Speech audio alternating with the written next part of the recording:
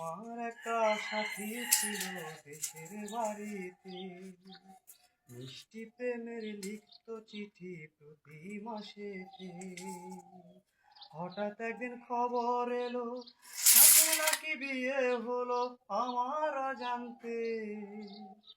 এখন বলো দেশে যাব কার আশাতে, এখন বলো দেশে যাব কার আশাতে। বিকেল বেলা পুকুর ঘাটে জমতো আসর বেশ, মাছ ধরারই ছলে প্রেমের গল্প হতো শেষ। বিকেল বেলা পুকুর ঘাটে জমতো আসর বেশ, মাছ ধরারই ছলে প্রেমের গল্প হতো শেষ। এক নিমিষে দেখে সে আমায় আস্ত ছুটে বুকে জড়াতে।